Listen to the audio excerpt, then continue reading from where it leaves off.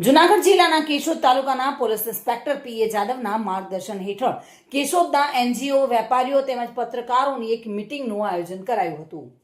જેનો મુખ્ય મુદ્દો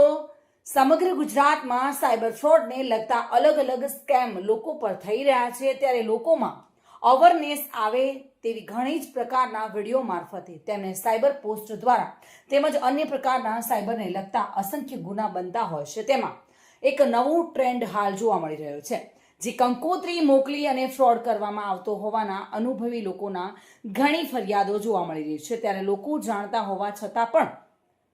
આ પગ પોદળામાં મૂકે તેવી સ્થિતિ સર્જાઈ છે। જો કે તે જ રીતે હાલ તમામ પોલીસ સ્ટેશનોમાં ફરિયાદો તેમજ 1930 જેટલી ફરિયાદો મળી રહી છે, જેમાં હાલ જે પૈસા ઉપાડીને ફ્રોડ કરનાર લોકોના 85% જેટલી ફરિયાદોના સોલ્યુશન કરી અને તમામ રકમ પરત અપાવેલ હોય, ત્યારે હાલ આવી કોઈ પણ ઘટના બને નહીં અને પોલીસ સ્ટેશન જવું ન પડે તે માટે આજે કેશોદ પોલીસ સ્ટેશન ખાતે આ મીટિંગનું આયોજન કરવામાં આવ્યું હતું। સાયબર ક્રાઇમ અંતર્ગત જૂન 2025માં ટોટલ 39 કમ્પ્લેન સાયબર ક્રાઇમ અંતર્ગત મળેલી, જેમાં 38 ફરિયાદો ફાઇનાન્શિયલ ફ્રોડની અને એક ફરિયાદ સોશિયલ મીડિયાને લગતી હતી, જેમાં તાજેતરમાં છેલ્લા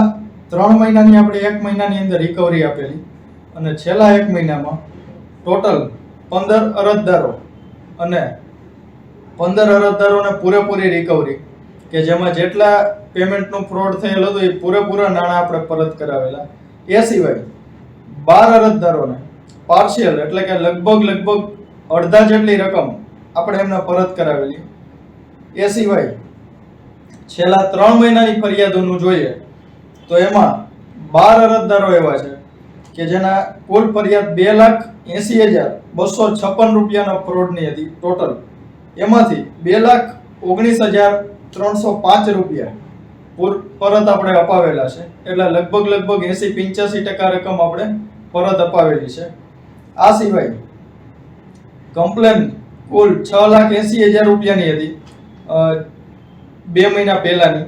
એની રિકવરી આપણે 2,38,000 રૂપિયા કરાવેલી છે। એટલે સાયબર ફ્રોડમાં જ્યારે કોઈ પણ વ્યક્તિ